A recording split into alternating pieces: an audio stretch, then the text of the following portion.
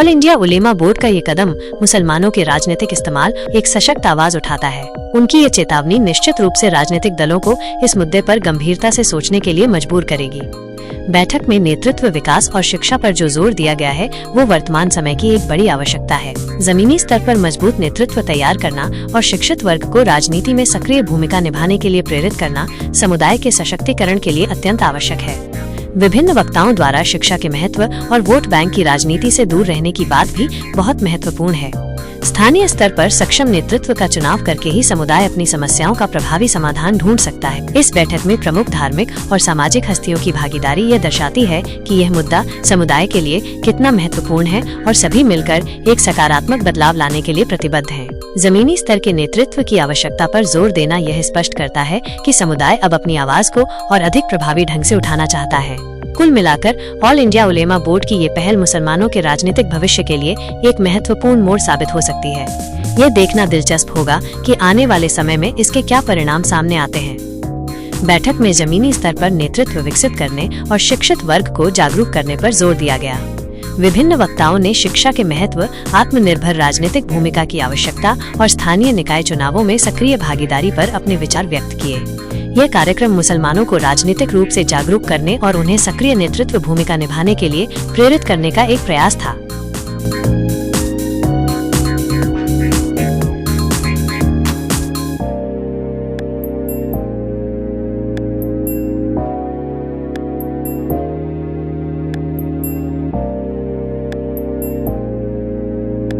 मैं आपके सामने जिस खातून को दावत देने की जसारत करता हूँ, उसने कई दहाइयों से गोवंडी के सरजमीन पर एक टीम का चिराग रोशन किया है। उस चिराग से इतने चिराग रोशन हुए हैं कि गोवंडी के सरजमीन में अंधेरे गरज उठे हैं। मेरी मुराद मुहतरमा आज के प्रोग्राम की मेहमान खुसूसी प्रिंसिपल शबाना साहिबा हैं। बहुत बहुत शुक्रिया। हम जब भी हम कलाम होते हैं, राह के पत्थर भी गुलाम होते हैं। तहजीब व ईमान ने सिखाया है हमें कि कुछ कहने से पहले सलाम करते हैं। अस्सलाम वालेकुम व रहमतुल्लाहि व बरकातहू।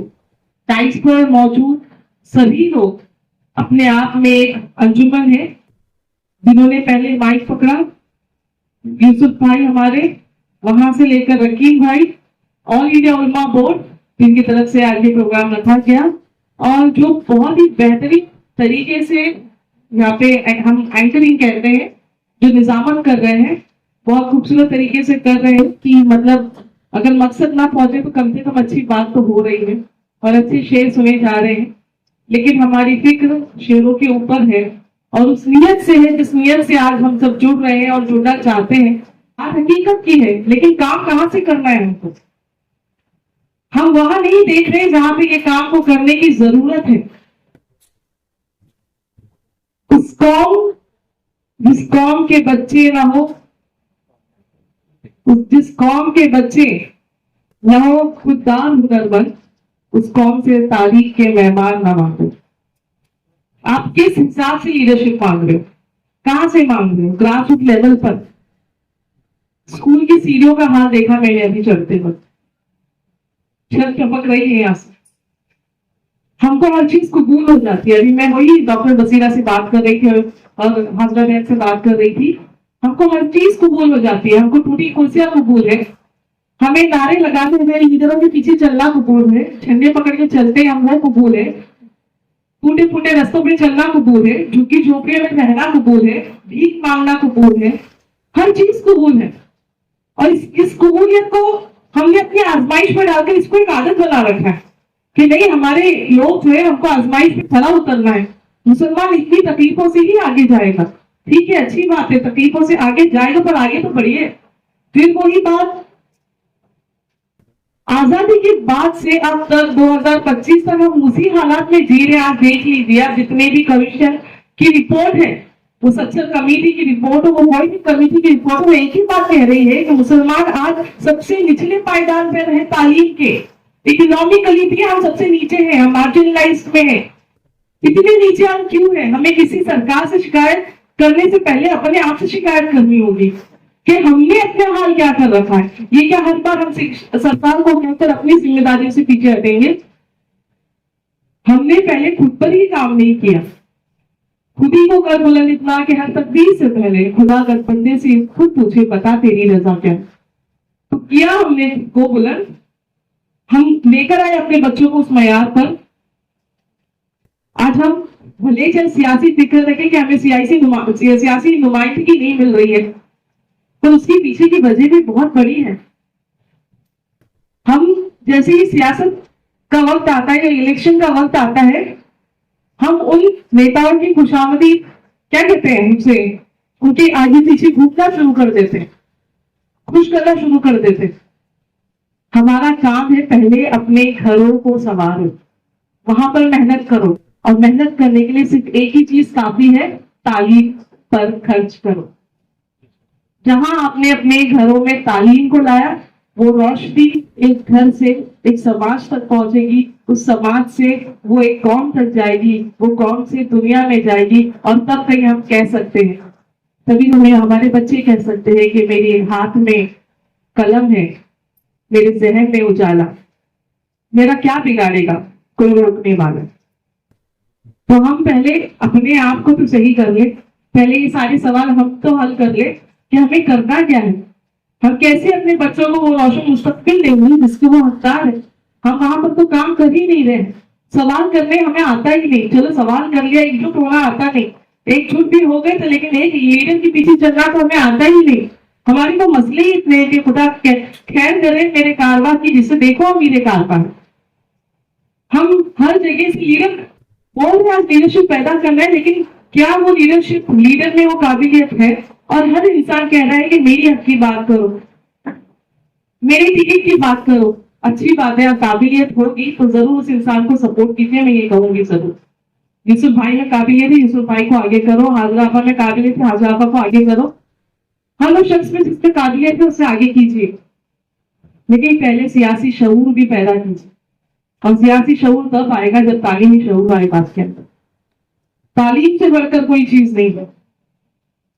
एडॉल्फ हिटलर ने कहा था अपने लोगों को, जब उसे जंग के लिए एक अपने पूरे देश को एक करना था, उसने कहा कि तुम मुझे पढ़ी लिखी माए दो, मैं तुम्हें पढ़ी लिखी शरीर, पढ़ा लिखा शरीर पूरा एक देश दूंगा। दुश्मन से भी सीखना होता है हमें। तो जब वो वहां से उसने उस चीज को समझा, और फिर देखो किस तरीके से उसकी एक आवाज पर लोग खड़े हो जाते। मैंने कहती उसने सही किया, सबसे गलत काम उसने किया, लेकिन तरीका देखिए।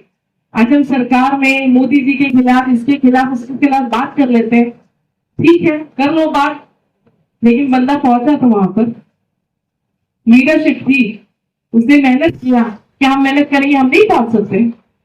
पहुंच जाएंगे, पहुंचेंगे, पहुंचे हैं। हमारे फर्स्ट एजुकेशन मिनिस्टर कौन थे पता है आपको? बताइए। जी बिल्कुल सही। आज वही नाम के स्कूल में बैठकर हम उसकी सीढ़ियों को जब देख रहे हैं, उसकी चमकती छत को जब हम देख रहे हैं, तो हम समझ रहे हैं कि हमारा मुस्तकबिल क्या होगा, हमारे बच्चों को हम क्या दे रहे हैं। तो जैसे सब कह रहे हैं कि फिक्र है कि आज का जो दौर है वो इस हिसाब का है कि आंखों में पानी रखो, होठों पे चिंगारी रखो, और जिंदा रहना है तो तरकीबें बहुत सारी रखो। हमें अपने सारी तरकीबों पे काम करना है। सबसे पहली तरकीब पढ़ाई पर, तालीम पर खर्च कीजिए। वो सियासी शऊर पर, वो वहीं से जो है आपकी हर चीज निकलेगी। वहां से आपको अपने बच्चों को तिजारत की तरफ मोड़ना है। आज हम भूल गए जिस चीज में सबसे ज्यादा बरकत है। अगर आज हम अपने बच्चों को तिजारत की तरफ मोड़ेंगे तो कहीं ना कहीं हमारी जो ये पैसों को लेकर जो दुश्वारियां है वो खत्म हो सकती है।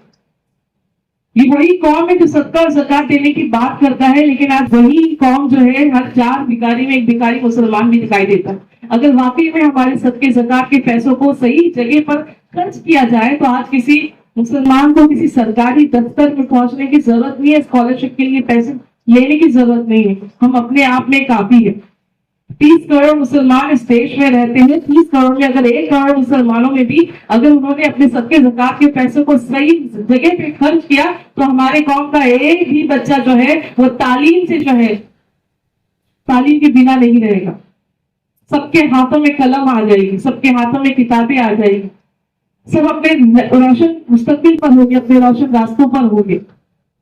लेकिन ये फिक्र कहाँ है? हम दावतों पे खर्च कर सकते हैं, 10-12 लाख शादियों का खर्च कर सकते हैं, लेकिन मिलकर एक स्कूल नहीं बना सकते, मिलकर एक कॉलेज नहीं बना सकते। किधर है आज मुस्लिम यूनिवर्सिटी? कहाँ पर है? इतना बड़ा महाराष्ट्र है, बताइए मुझे कहाँ पर? क्यों यहाँ पर फिक्र नहीं है हमारी?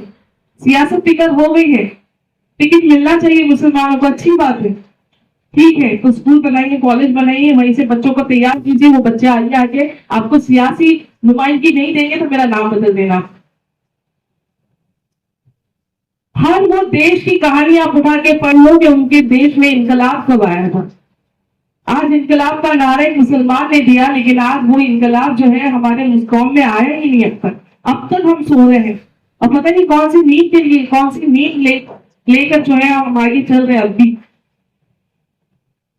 मैं किसी और से शिकायत नहीं करती, मैं पहली शिकायत अपने आप से करूंगी, अपने लोगों से करूंगी, अपने समाज, अपने कौम से करूंगी, लेकिन अपने फिरके वालों की तरफ नहीं करूंगी, क्योंकि ये फिरकों ने बांट रखा है। बरेलवी, देवबंदी और शिया सुन्नी यही कर करके हम इतने बढ़ गए हैं कि आज जो है हमारी फिक्र भी बढ़ गई है। तुम उसके घर न जाना, तुम इनसे हाथ नहीं मिलाना, ये हो जाएगा वो हो जाएगा, ये कर करके हमारी लीडरशिप गायब हो गई। हम ग्रासरूट लीडरशिप की बात कर रहे हैं तो हमारी तो जमीन ही पक्की नहीं है, तो घास कहां से उगेगी? पहले जमीन पक्की करें अपनी, तो जमीन को उपजाऊ तो बनाओ, तो जाके उसमें घास आएगी, तो जाके उसकी जड़ें मजबूत होगी, तब जाके वो पौधा पेड़ में बदलेगा, पेड़ जो है फिर वो फल देगा। हम फल की उम्मीद में बीज ही नहीं बो रहे हैं, जमीन ही सही नहीं कर रहे, तो जमीन सतर पर काम करना है हमको। उस लेवल पर जब काम करेंगे तभी तो हम कहीं आगे जाकर ये कह सकते हैं कि हाँ अब हमारी कौम को कयादत के लिए आगे करो। सबक फिर पर सदाकत का, अदावत का, शुजाअत का लिया जाएगा तुझसे काम, दुनिया की इमामत का। हम अपना सबक भूल गए, तभी ये हाल है मुसलमान का। वरना तो क्या उस्मानिया सल्तनत नहीं थी? वरना तो क्या इस देश में मुसलमानों ने राज नहीं किया था? वो भी तारीख है हमारे पास, पर आज हम अपने ही उन तारीख के सफों को भूल गए हैं। सामान से दावत दी जाती थी, आज मुसलमान का ये हाल है कि जब मैं सैंटा क्रूज के अंदर गलियों में, मुझे सच में यहाँ का हाल नहीं पता था। मैं सैंटा क्रूज वो समझती थी जहाँ बड़े बड़े शोरूम्स है, जहाँ पे औरतें जो है वो शॉपिंग के लिए जाती थी, पर जब इस तरफ आई तो आंखें खुल गई मेरी। और एक ऐसी जगह पे काम कर रहे, मैं गोवंडी की, आप स्लम्स को जानते ही होंगे किस तरीके से वो झोपड़पट्टियां कैसी है, कुछ बहुत अच्छा हाल नहीं, वहां पे भी कुछ ऐसा ही चीज है, लेकिन काम अच्छा हो रहा है, किया जा रहा है। वहां पे सबसे ज्यादा स्कूल है, तो जहाँ स्कूलों के दरवाजे खुलते हैं वहां पे बदलाव आता है। तो मेरी ये गुजारिश मेरे सभी भाई बहनों से होगी, और खास करके मेरी माओ से और बहनों से होगी, आप अपने आप को इस बेदारी में अलग ना समझे, पहली जिम्मेदारी आपकी है। खिलाफत मूवमेंट जब शुरू हुआ था, उस मूवमेंट को शुरू करने वाली अली ब्रदर्स की जो माँ थी, उनका अहम किरदार था। उन्होंने अपने जेवर पैसे सब लगाए थे, तब जाके खिलाफत मूवमेंट पहले शुरू हुआ था, और वहां से गांधी जी को फिर कहा गया था, और हिंदू मुस्लिम एक होकर नॉन कॉपरेशन मूवमेंट, पहली बेदारी मूवमेंट जो है, पहले अंग्रेजों से जो लड़ाई की मूवमेंट नेशनल लेवल पे शुरू हुई थी, वो एक औरत की फिक्र पे शुरू हुई थी। तो हमें अपने तारीख को पढ़ना होगा, वहां से जो है हमें सबक सीखना है, सीख कर उसे अमल पर भी लाना है। सिर्फ यहाँ पर आकर बैठकर ये फिक्र जिक्र करके घर वापस चले जाओ। तो मुसलमानों के लिए कहते हैं ना कि सुबह जोश, दोपहर को गोश और रात को मदहोश। ये किस्से कहानी हमारी नहीं होनी चाहिए। मैं नहीं कहती कि बहुत बुरे हाल पर है, लेकिन जहां है वहां से अब तेजी से काम करना है। काम सब कर रहे हैं, ऐसा नहीं काम नहीं हो रहा, ऐसा नहीं कुछ बदलाव ये आए, काफी बदलाव आए भी है, काफी काम चल रहा है, लेकिन अभी भी वो तेजी नहीं है जिससे हमें हमारी दौड़ समझ में आ जाए। इस दुनिया को दिखाना कि मुसलमान क्या है, ये आपकी जिम्मेदारी। बहुत बहुत शुक्रिया।